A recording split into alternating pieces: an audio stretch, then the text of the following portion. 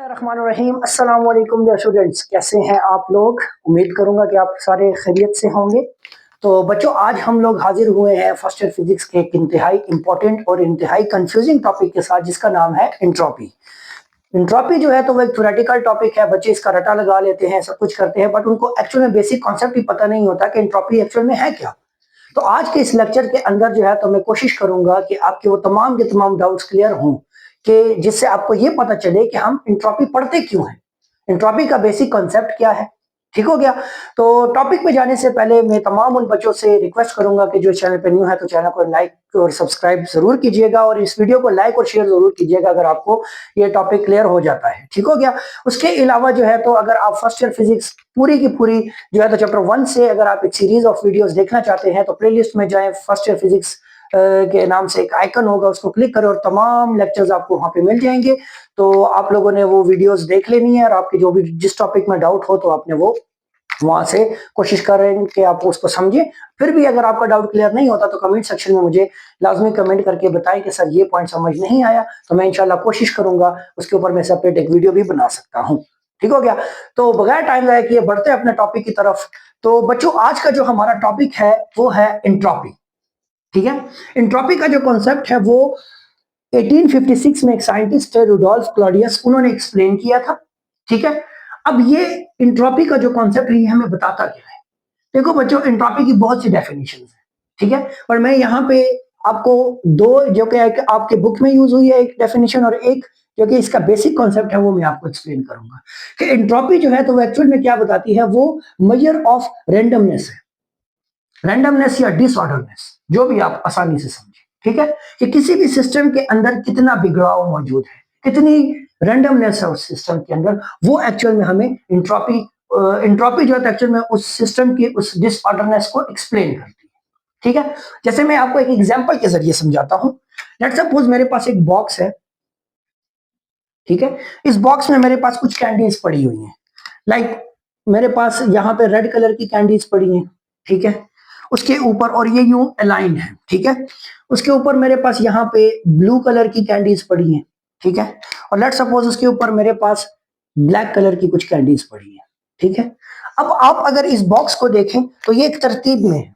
Red वाली सारी नीचे, उसके ऊपर सारी ब्लू वाली, उसके ऊपर सारी ब्लैक वाली, ये एक तरतीब में है। ठीक है? इस टाइम पे आप कह सकते हैं इसमें किसी किस्म की कोई रैंडमनेस नहीं है, डिसऑर्डरनेस नहीं है यहाँ पे। ठीक? एक बच्चे के हाथ ये बॉक्स लग गया, उस बच्चे ने उस बॉक्स को उठाया और उसको हिलाना जिलाना शुरू कर दिया। ठीक हो गया? बेड़ा गर्क करके रख दिया सारे के सारे ऑर्डर का। ठीक है? तो अब उसके बाद क्या होगा? यही बॉक्स मेरे पास यहां पे आ गया, और इस बॉक्स के अंदर अब क्या होगा कि लेट सपोज मेरे पास एक ब्लैक कैंडी यहां पे आ गई, एक यहां पे आ गई, एक यहां पे आ गई और एक यहां पे आ गई। ठीक है? उसके बाद जो रेड कैंडी है, लेट सपोज एक यहां पे आ गई, एक यहां पे आ गई, एक यहां पे आ गई, एक यहां पे आ गई। ठीक है? और ब्लू कैंडीज कुछ यहां पे चली गई, कुछ यहां पे चली गई, कुछ यहां पे, और कुछ लेट सपोज यहां पे। ठीक है? अब क्या आपको इन कैंडीज के दरमियान कोई ऑर्डर देखने को मिल रहा है? नहीं देखने को मिल रहा ना। यही चीज एक्चुअल में क्या है? एंट्रोपी है। कि अब यहां पे जो रैंडमनेस है, डिसऑर्डरनेस है, इस सिस्टम के अंदर जो डिसऑर्डरनेस मौजूद है वो एक्चुअल में हमारे पास एंट्रोपी एक्सप्लेन करती है। ठीक हो गया? इसकी जो बेसिक डेफिनेशन है वो कुछ इस तरह से है। अब आपकी बुक में इसके रिलेटेड एक डेफिनेशन एक्सप्लेन की गई है कि a thermodynamic quantity representing the unavailability of a systems thermal energy for conversion into mechanical work. अब यहां पे हम जो एंट्रोपी को स्टडी करेंगे तो हम इसको समझेंगे कि इससे प्रीवियस लेक्चर के अंदर मैंने आप लोगों को बताया था कि जी हम लोगों ने सेकंड लॉ ऑफ थर्मोडायनामिक्स पढ़ा, जिसमें हमारे पास एक हाई टेम्परेचर रिजर्वायर होता है और एक हमारे पास लो टेम्परेचर रिजर्वायर होता है, एलटीआर और एचटीआर। ठीक है? अब हमारे पास क्या होता है बच्चों कि हीट जो है वो ट्रांसफर होती है from high temperature to low temperature. ठीक हो गया? बट इसी में हम लोग एक इंजन को सेट करते थे, और वो इंजन हमें क्या करके दे रहा था? इस हीट का कुछ हिस्सा जो है तो वो यूजफुल वर्क में कन्वर्ट हो रहा था, यूजफुल वर्क। ठीक हो गया? अब एंट्रोपी इस कंडीशन में हमारे पास यूजफुल, अब यहां पे क्यू एनर्जी है जो कि अब मेरे पास एक तो वर्क में कन्वर्ट हो गई, दूसरा कुछ एनर्जी जो है तो वो जाया हो गई। सिंक हो गई। प्रीवियस लेक्चर में मैंने ये डिटेल में डिस्कशन की हुई है। अब यहाँ पे जो एंट्रोपी है वो हमारे पास इस जाया एनर्जी को एक्सप्लेन करती है। जो एनर्जी हमारे पास सिंक हो गई है उस हीट एनर्जी को वो एक्सप्लेन करती है इस डेफिनेशन के अकॉर्डिंग। मतलब कि मेरे पास यहाँ पे जो हीट एनर्जी सिंक हो गई है, अब उस एनर्जी को हम लोग यूजफुल वर्क में कन्वर्ट नहीं कर सकते। तो यही तो वो कह रहे हैं कि थर्मोडायनामिक क्वांटिटी। अब एंट्रोपी क्या है? ये एक थर्मोडायनामिक क्वांटिटी है representing the unavailability of systems thermal energy. ये उस एनर्जी को रिप्रेजेंट करती है जो कि अवेलेबल नहीं है। किस चीज के लिए अवेलेबल नहीं है? Conversion into mechanical work. मतलब कि उस एनर्जी को रिप्रेजेंट कर रही है जिस एनर्जी को अब हम लोग वर्क में कन्वर्ट नहीं कर सकते। समझ आई? उम्मीद करता हूं कि आपको ये पॉइंट समझ आए होंगे। ये हमारे पास एंट्रोपी की डेफिनेशन है या एंट्रोपी का कॉन्सेप्ट है। ठीक हो गया? अच्छा, उसके बाद यहां पे देखें कि मैंने लिखा कि it is a state variable of the thermodynamic system. State variable क्या होते हैं बच्चों? प्रीवियस लेक्चर्स के अंदर मैंने आप लोगों के साथ डिटेल में डिस्कशन की हुई है कि स्टेट वेरिएबल्स उन वेरिएबल्स को बोला जाता है जो कि इस थर्मोडायनामिक सिस्टम के अंदर चेंज होते रहते हैं, लाइक टेम्परेचर, प्रेशर, वॉल्यूम। या हम या इन तीनों की बात कर लेते हैं, टेम्परेचर, प्रेशर और वॉल्यूम। ठीक है? किसी भी सिस्टम का हम टेम्परेचर भी चेंज कर सकते हैं, वॉल्यूम भी चेंज कर सकते हैं, प्रेशर भी चेंज कर सकते हैं, तो वो उस सिस्टम के स्टेट वेरिएबल कहलाते हैं। अब यहां पे चौथा स्टेट वेरिएबल आपके पास आ जाएगा एंट्रोपी। अब किसी भी सिस्टम की एंट्रोपी भी चेंज होती है, तो एंट्रोपी एक्चुअल में उस सिस्टम के स्टेट वेरिएबल को रिप्रेजेंट करती है। उम्मीद करता हूं आपको ये पॉइंट समझ आया होगा। ठीक हो गया? अब देखिए बच्चों, यहां पे मेरे पास एंट्रोपी जो है तो वो रैंडमनेस को एक्सप्लेन कर रही है। यहां पे मेरे पास एंट्रोपी के जरिए हम लोग उस एनर्जी को रिप्रेजेंट कर रहे हैं कि जो एनर्जी हमारे पास यूजफुल वर्क परफॉर्म नहीं कर सकती। तो फिर हम लोग एक्चुअल में एंट्रोपी को लिखेंगे कैसे? ये एंट्रोपी को मेजर कैसे करेंगे? तो किसी भी सिस्टम की इंडिविजुअली अगर आप एब्सोल्यूट एंट्रोपी की वैल्यू फाइंड करना चाहोगे ना, तो आप एब्सोल्यूट वैल्यू किसी भी सिस्टम के लिए आप फाइंड नहीं कर सकते एंट्रोपी। ठीक है? तो फिर हम उसको कैसे मेजर करेंगे? तो एंट्रोपी को हम लोग हमेशा मेजर करते हैं उस सिस्टम के जो अंदर एंट्रोपी के अंदर जो चेंज आता है, और चेंज किसकी वजह से आएगा? हीट और टेम्परेचर की वजह से उस सिस्टम की रैंडमनेस में चेंज आएगा। उस चेंज के जरिए हम लोग एंट्रोपी को कैलकुलेट कर सकते हैं कि किसी सिस्टम की एंट्रोपी इंक्रीज हो रही है या किसी सिस्टम की एंट्रोपी डिक्रीज हो रही है। उम्मीद करता हूं कि आपको ये पॉइंट समझ आया होगा।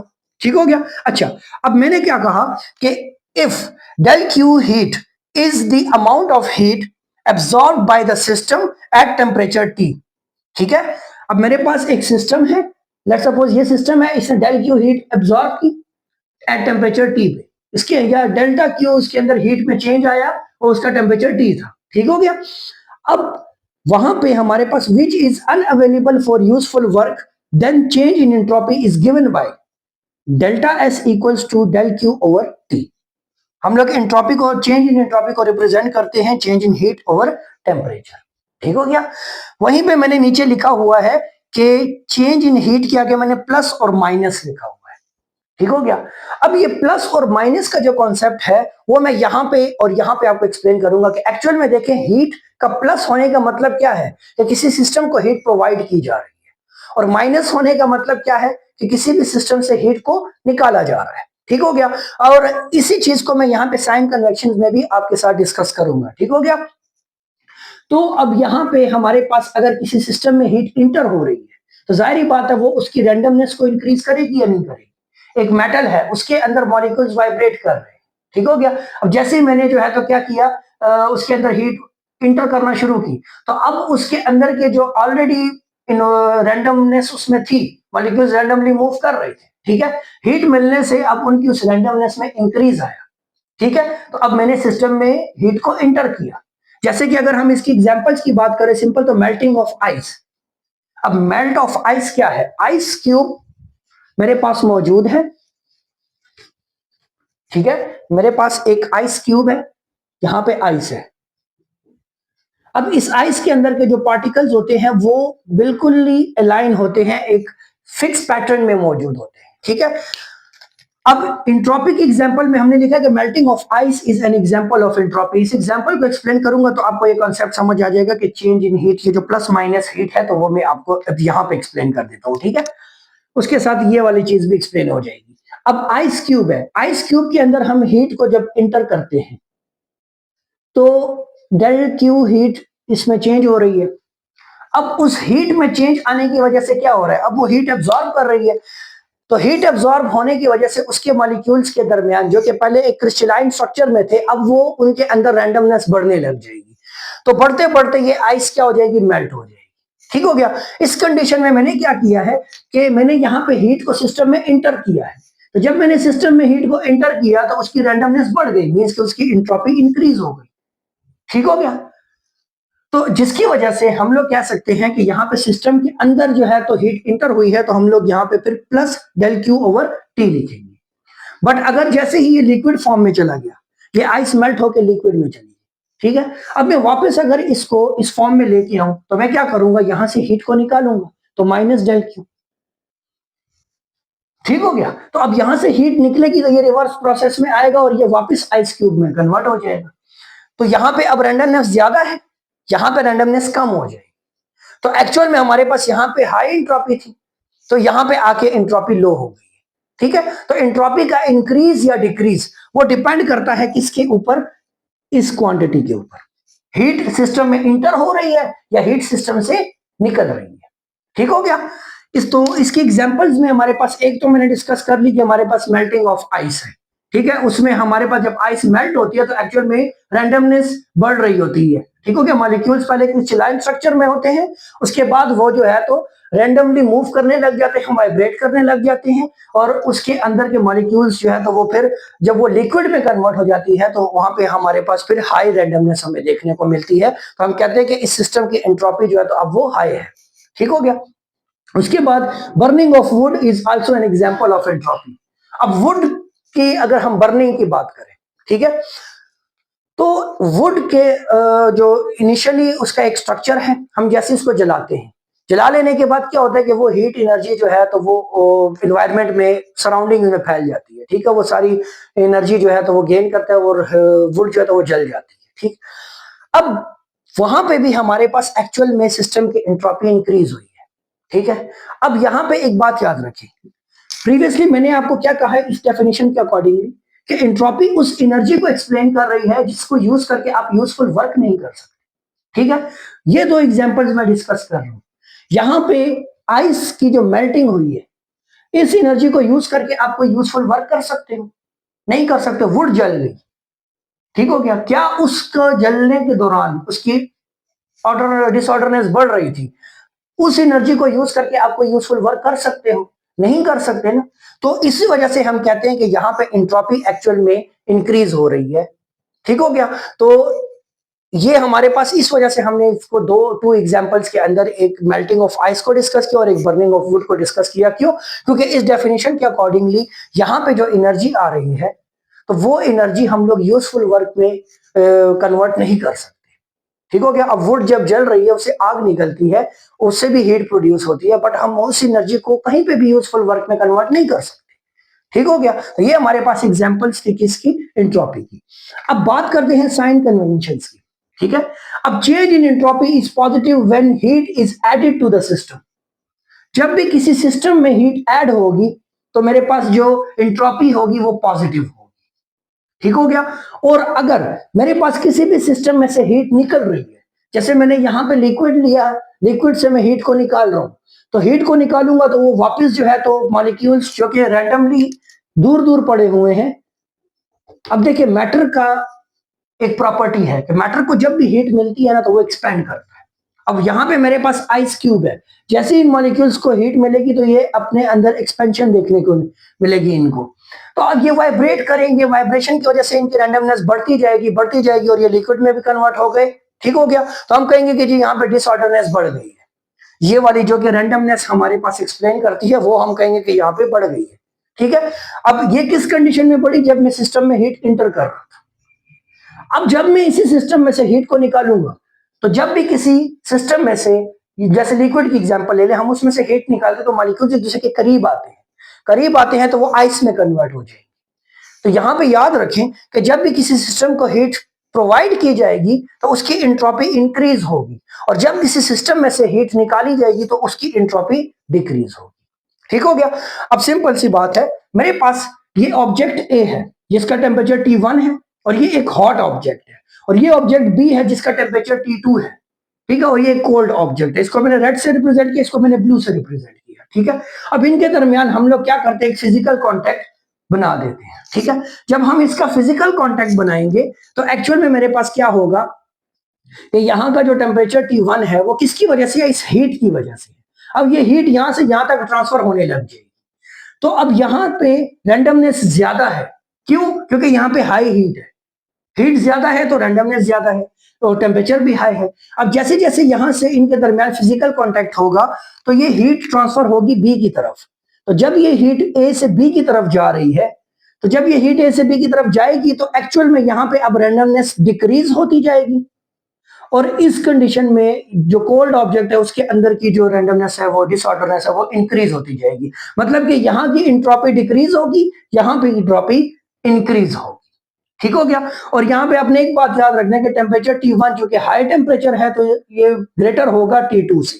ठीक हो गया। बट अब देखिए इंट्रोपी का जो कॉन्सेप्ट है, वो इंट्रोपी इस पोजीशन पे कोल्ड ऑब्जेक्ट में जो इंट्रोपी है वो इंक्रीज हो रही होगी, और जो हॉट ऑब्जेक्ट है उसकी इंट्रोपी डिक्रीज हो रही होगी। क्यों? क्योंकि हॉट ऑब्जेक्ट से हीट निकल के जा रही है। तो हमने क्या कहा कि change in entropy is negative when heat is removed from the system. तो नेगेटिव होने का क्या मतलब है कि वो डिक्रीज हो रही है। तो इस सिस्टम से हीट ए से बी की तरफ मूव करके जा रही है, मतलब ए से हीट निकल रही है। ठीक है, तो ए की इंट्रोपी डिक्रीज होगी, और बी के अंदर हीट इंटर हो रही है। तो हमने क्या कहा कि change in entropy is positive when heat is added to the system. तो जब हम हीट को सिस्टम में ऐड करेंगे तो उसकी इंट्रोपी इंक्रीज होगी। तो कोल्ड ऑब्जेक्ट की इंट्रोपी इंक्रीज हो रही है, हॉट ऑब्जेक्ट की इंट्रोपी डिक्रीज हो रही है। अब यहां पे जब हम लोग चेंज इन इंट्रोपी निकालेंगे तो कैसे लिखेंगे, Q over T2 minus Q over T1। क्यों? चूंकि दोनों के लिए सेम है, सेम हीट यहां से यहां तक मूव कर रही है, हीट में कोई चेंज नहीं आ रहा। ठीक है, बट टेम्परेचर में चेंज आएगा। T2 टेम्परेचर जो है तो वो अब इंक्रीज होने लग जाएगा, या चले उसको भी छोड़े। T2 टेम्परेचर हमारे पास एक लोअर टेम्परेचर है, T1 टेम्परेचर जो है तो वो हमारे पास एक हायर टेम्परेचर है। ठीक है, अब बच्चों बात याद रखें कि डिनोमिनेटर में जब लोअर वैल्यू होती है तो ओवरऑल जो हमें रेशियो मिलता है वो एक बड़ी वैल्यू मिलती है, और जब हमारे पास डिनोमिनेटर में एक वैल्यू बड़ी होती है तो जब हम उसका रेशियो निकालते हैं तो ओवरऑल हमें जो वैल्यू मिलती है वो एक छोटी वैल्यू मिलती है। तो चेंज को भी फाइंड करने के लिए हम लोग हायर वैल्यू से लोअर वैल्यू को माइनस करते हैं। तो T1 टेम्परेचर हाई टेम्परेचर है, तो इस वजह से यहाँ की जो ओवरऑल वैल्यू हमें मिलेगी वो लोअर स्मॉल वैल्यू मिलेगी। और Q ओवर T2 हमारे पास एक छोटी वैल्यू है, टेम्परेचर T2 एक स्मॉलर टेम्परेचर है ना, तो यहाँ पे जब हम Q को T2 पे डिवाइड करेंगे यहाँ से हमें एक ग्रेटर वैल्यू मिलेगी, जो एक बड़ी वैल्यू मिलेगी। तो इस वजह से हम कहेंगे कि यहाँ पे जो चेंज इन एंट्रोपी है वो पॉजिटिव है ओवरऑल, अगर सिस्टम की हम बात करें। ठीक हो गया। तो ये हमारे पास साइन कन्वेंशंस थे इस एंट्रोपी के रिलेटेड। अब हम बात करते हैं second law of thermodynamics in term of entropy. तो if a system undergoes a natural process it will go in the direction that cause the entropy of the system and its surroundings to increase। ठीक हो गया। अच्छा, अब ये क्या कहता है, देखिए नेचुरल प्रोसेस क्या होते हैं। देखो बच्चों, नेचुरल प्रोसेस वो तमाम के तमाम प्रोसेस होते हैं जो कि नेचुरली एग्जिस्ट करते हैं, और नेचुरली एग्जिस्ट करने में हम लोगों को पता है कि हमारे पास हीट जो है वो हमेशा हॉट ऑब्जेक्ट से कोल्ड ऑब्जेक्ट में ट्रांसफर होती है, ये बाय नेचर है। ठीक हो गया। बाय नेचर हम लोग क्या कहते हैं कि जी हीट हमारे पास हॉट ऑब्जेक्ट से कोल्ड ऑब्जेक्ट में ट्रांसफर हो रही है। ठीक है, आप हाथ पे कोई भी गर्म चीज को रखते हो तो वो आपको गर्म क्यों लगती है, बिकॉज उसका टेम्परेचर हाई है, उसके अंदर हीट ज्यादा है, आपके हाथ का टेम्परेचर लो है, मतलब हीट कम है। तो हाई ऑब्जेक्ट से लो ऑब्जेक्ट में हीट ट्रांसफर होगी, हॉट ऑब्जेक्ट से कोल्ड ऑब्जेक्ट में हीट ट्रांसफर होगी। अब कब तक ट्रांसफर होगी, जब तक ये दोनों थर्मल इक्विलिब्रियम में नहीं आ जाते। ठीक हो गया। जब थर्मल इक्विलिब्रियम में आ जाएंगे तो हम कहेंगे जी अब हीट ज्यादा दोनों, और थर्मल इक्विलिब्रियम कब अटेन होगी, तो जब दोनों का टेम्परेचर सेम हो जाएगा। तो दोनों का टेम्परेचर सेम होने के लिए हॉट ऑब्जेक्ट कोल्ड ऑब्जेक्ट का टेम्परेचर इंक्रीज करेगा, इसीलिए हमारे हाथ का टेम्परेचर इंक्रीज होता है, तो हम कहते हैं कि जी यह चीज गर्म है। बाय नेचर तो हमारे पास यही होता है, या सिंपल आइस क्यूब को लाके यहाँ पे रख दे, हाथ का टेम्परेचर ज्यादा है, आइस क्यूब का टेम्परेचर कम है, तो आइस जो है तो आपके हाथ से हीट को एब्जॉर्ब करेगी, बिकॉज हीट हाई टेम्परेचर से लो टेम्परेचर की तरफ मूव करती है। उम्मीद करता हूँ पॉइंट समझ आ रहा होगा। तो ये अब एक नेचुरल प्रोसेस है। तो अब यहाँ पे क्या करें कि if a system undergoes a natural process, अगर एक सिस्टम है हमारे पास और वो एक नेचुरल प्रोसेस को फॉलो करता हुआ आगे बढ़ रहा है, तो it will go in the direction that cause the entropy of the system and its surroundings to increase. अब ये उस डायरेक्शन में जाएगा बाय नेचर। बाय नेचर ये जो सिस्टम है ये उसी डायरेक्शन में फ्लो करेगा, हॉट टेम्परेचर से कोल्ड की तरफ।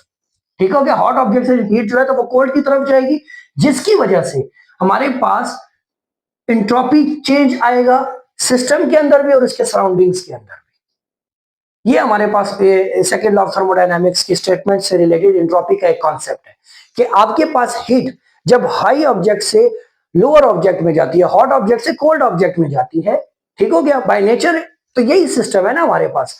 तो उस कंडीशन में क्या होगा कि सराउंडिंग में भी चेंज आएगा, उसकी एंट्रोपी में भी चेंज आएगा और उस सिस्टम की एंट्रोपी में भी चेंज आएगा। अब यहाँ पे आपकी बुक में एक डायग्राम दी गई है कि यहाँ पे लेट सपोज मेरे पास एक कंटेनर है जिसके अंदर कोई भी ऑब्जेक्ट, कोई भी सब्सटेंस मौजूद है।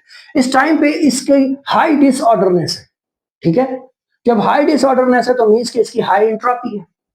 अब मैंने इसकी एंट्रोपी को रिड्यूस करना है तो मैं क्या करूंगा, इसमें से हीट को निकालूंगा, बिकॉज मैंने अभी यहाँ पे कहा कि मेरे पास एंट्रोपी नेगेटिव होती है जब सिस्टम में से हीट निकलती है, ठीक हो गया। तो जब मैं यहां से हीट को बाहर निकालूंगा तो माइनस डेल्टा क्यू हो जाएगी। तो क्या होगा, उसके बाद हीट जैसे निकली तो ये रैंडमनेस थोड़ी सी कम हुई, ठीक है, मॉलिक्यूल थोड़े से एक दूसरे के करीब आए। मैंने और हीट निकाली, थोड़े और ज्यादा करीब आ गए। फिर मैंने यहाँ पे फुल हीट निकाल दी तो वो एक क्रिस्टलाइन स्ट्रक्चर में या एक सॉलिड स्ट्रक्चर में या एक फिक्स स्ट्रक्चर में आ गए, एक दूसरे के बहुत ज्यादा क्लोज हो गए। एक उन्होंने क्रिस्टलाइन, जैसे अगर हम वाटर की एग्जांपल ले ले, अगर ये पानी है तो जैसे जैसे हम इसमें से हीट निकाल रहे हैं मींस कि हम इसको फ्रीज कर रहे हैं तो ये आइस में कन्वर्ट हो। बट वहीं पे अगर अब मैं क्या करता हूं, यहाँ पे अब इसका जो लो ऑर्डर है, डिसऑर्डर है, ठीक हो गया। अब इसको मैं अगर हीट प्रोवाइड करूं प्लस डेल्टा क्यू, तो अब ये क्या करेगा, लो ऑर्डर से हाई डिसऑर्डर की तरफ मूव करने लग जाएगा, लो एंट्रोपी से हाई एंट्रोपी की तरफ मूव करने लग जाएगा, ठीक हो गया। तो ये हमारे पास second law of thermodynamics in term of entropy. तो बच्चों अब हम इसी में डिग्रेडेशन ऑफ एनर्जी की भी बात करेंगे। डिग्रेडेशन ऑफ एनर्जी का कॉन्सेप्ट क्या है कि जब हमारे पास एनर्जी वेस्ट होती है, ठीक हो गया, तो उसको हम स्टडी करते हैं कि the process in which energy is less available for doing work, ठीक है। अगर मैं इसकी एग्जांपल की बात करूं तो in car engine the burning fuel produce some useful work and rest of energy release to the atmosphere which is no longer available for useful work. अब देखिए हमारे पास कार इंजन की अगर हम बात करें, कार इंजन क्या करता है, वो एक्चुअल में केमिकल एनर्जी गेन करता है पेट्रोल से या कोई भी फ्यूल जो कि हम उसमें यूज कर रहे हैं। तो वो क्या करेगा, वहां से केमिकल एनर्जी को गेन करेगा, उसको वो कन्वर्ट करेगा मैकेनिकल एनर्जी में, ठीक है। अब ये तो हमें समझ आ गई, बट क्या वो सारा का सारा फ्यूल से जो वो एनर्जी कंज्यूम करता है वो क्या उसको कन्वर्ट करता है मैकेनिकल वर्क में? तो बात याद रखें बच्चों कि हमारे पास वो सारी की सारी एनर्जी मैकेनिकल वर्क में कन्वर्ट नहीं होती, उसमें कुछ ना कुछ एनर्जी जो है तो हम सिंक कर देते हैं, जो कि सिलेंसर लगा होता है गाड़ी का, वहां से एनर्जी बाहर, ठीक है। अब होता क्या है कि अब ये वो एनर्जी है जिसको अब हम दोबारा यूजफुल वर्क में कन्वर्ट नहीं कर सकते। अगर आपने एक दफा पेट्रोल को जला दिया तो बस वो जल गई, जैसे कि हमने प्रीवियस वुड की बात की थी, वुड को अगर हमने जला दिया तो क्या अब उस एनर्जी को हम दोबारा यूजफुल वर्क में कन्वर्ट कर सकते हैं? नहीं कर सकते ना। तो यहाँ पे हम लोग एक्चुअल में बात करते हैं इंट्रोपी की। इंट्रोपी हमें एक्चुअल में यही तो बताता है कि हमारे पास वो अमाउंट ऑफ एनर्जी जिसको हम आगे चल के यूजफुल वर्क में कन्वर्ट ना कर सकें, ठीक हो गया। अब यहां पे आपने एक बात याद रखनी है कि for reversible process the entropy is increases. Reversible process में एंट्रोपी इंक्रीज होती है, मतलब रिवर्सिबल प्रोसेस जैसे कि ये मैंने बात की, इनरिवर्सिबल प्रोसेस, सॉरी, इनरिवर्सिबल प्रोसेस में हमारे पास एंट्रोपी जो है तो वो इंक्रीज होती है, मतलब कि चेंज इन एंट्रोपी वो ग्रेटर देन जीरो होती है, ठीक हो गया। इरिवर्सिबल प्रोसेस के लिए बात कर रहा हूं। अब यहाँ पे ये जो प्रोसेस है गाड़ी के इंजन की जो मैंने एग्जांपल दी, अब ये मेरे पास एक इरिवर्सिबल प्रोसेस है। आपने एक दफा पेट्रोल को यूज कर लिया, क्या आप उससे दोबारा पेट्रोल बना सकते? नहीं बना सकते ना। तो इट्स मीन कि ये हमारे पास क्या है, इरिवर्सिबल प्रोसेस है। अब इस कंडीशन में हमारे पास जो एंट्रोपी ऑफ द सिस्टम होगी ना, वो हमेशा क्या होगी बच्चों, इंक्रीज होगी। और जो रिवर्सिबल प्रोसेस होंगे तो उसके लिए हमारे पास एंट्रोपी जो होती है तो वो कांस्टेंट रहती है। चेंज इन एंट्रोपी वो क्या होता है, जीरो होता है। ठीक हो गया। अब ये तो हमने एक एग्जांपल डिस्कस की। अगर आप यहीं पे एक और एग्जांपल देखें तो हम लोग जो घरों में रेफ्रिजरेटर या एयर कंडीशनर यूज करते हैं, तो मैंने यहाँ पे लिखा है कि इन refrigerator and air conditioners cause fall in temperature of one system while increase in the another, resulting in an increase in the entropy of the universe। मतलब क्या कि रेफ्रिजरेटर हो या एयर कंडीशनर हो, वो क्या करता है, वो एक्चुअल में हमारे रूम से हीट को एब्जॉर्ब करता है और बाहर एनवायरमेंट में रिलीज करता है। ऐसा ही है। अब उसमें क्या हो रहा है कि एक जगह पे टेम्परेचर डाउन हो रहा है बट दूसरी जगह पे टेम्परेचर इंक्रीज हो रहा है। तो यही तो वो कह रहे हैं कि हमारे पास एक्चुअल में एयर कंडीशनर क्या करता है, कॉज करता है fall in temperature of one system. हमारे रूम का जो टेम्परेचर है, इसको अगर आप वन सिस्टम कंसीडर कर लें और एनवायरमेंट को बाहर सेकंड सिस्टम कंसीडर कर लें, तो यहां से वो हीट को एब्जॉर्ब करेगा और दूसरे एनवायरमेंट में उसको रिलीज कर देगा। एक सिस्टम से उसने हीट को एब्जॉर्ब किया और दूसरे सिस्टम में उसने हीट को रिलीज कर दिया। अब increase in another resulting in increase in the entropy of the universe. इस कंडीशन में अब देखें, हमने प्रीवियसली क्या पढ़ा साइन कन्वेंशंस में, मैंने आपको क्या बताया था कि हमारे पास जब भी किसी सिस्टम में हीट इंटर होती है तो उसकी एंट्रोपी इंक्रीज होती है, और जब किसी सिस्टम से हीट रिलीज होती है, हम उससे एब्जॉर्ब करते हैं, निकालते हैं, इजेक्ट करते हैं, तो वहां पे एंट्रोपी क्या होती है, डिक्रीज होती है। अब इन्वायरमेंट में हमारे पास एक्चुअल में हीट क्या हो रही है, इंटर हो रही है। यहां से एयर कंडीशनर हीट को एब्जॉर्ब कर रहा है, बाहर इन्वायरमेंट में रिलीज कर रहा है। तो उससे क्या होगा कि इन्वायरमेंट की जो एंट्रोपी है वो क्या होती रहेगी, इंक्रीज होती रहेगी। ठीक हो गया। उम्मीद करता हूं कि आपको ये पॉइंट समझ आ रहे होंगे। अब यहां पे देखिए, एक बड़ा मजे का क्वेश्चन पूछा जाता है कि अगर हम एक रेफ्रिजरेटर है उसको मैं रूम में रख दूं, रूम में रखने के बाद मैं उसके दरवाजे ओपन कर लूं, तो क्या वो कूलिंग कॉज करेगा? तो बच्चों याद रखें कि वो रेफ्रिजरेटर कभी कूलिंग कॉज नहीं करेगा। क्यों नहीं करेगा? क्योंकि उसको डिजाइन ऐसे किया गया है कि जब हम उसको बंद करते हैं तो वो रेफ्रिजरेटर क्या करेगा, उस रेफ्रिजरेटर के अंदर की हीट को एब्जॉर्ब करेगा और बाहर एनवायरमेंट में फेंकेगा। ठीक हो गया। अब हम उसके दरवाजे अगर ओपन कर देते तो क्या होगा, वो इधर से हीट एब्जॉर्ब करके बाहर फेंकेंगे, बाहर से हीट वापस अंदर चली जाएगी, फिर वो एब्जॉर्ब करके बाहर फेंकेगा, फिर वो वापस अंदर चली जाएगी। तो इस कंडीशन में हमारे पास कोई भी जो है तो कूलिंग कॉज नहीं होगी।